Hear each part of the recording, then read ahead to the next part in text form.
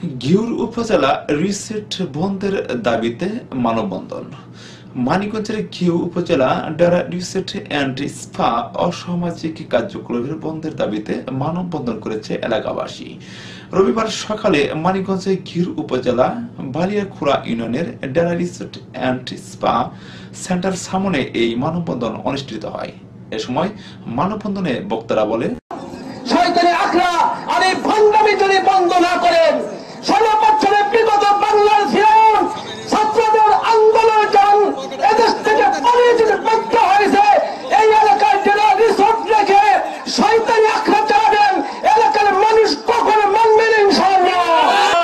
আমরা 5ই আগস্টের মতো আপনাদের কাছে আমরা দাঁড়িয়ে জীবনের তোলা রক্তগুলো রাস্তায় বিলীন করে দিয়ে হলেও রিসোর্টকে বন্ধ করবো ইনশাআল্লাহ। আপনার সবাই রাজি আছেন তো?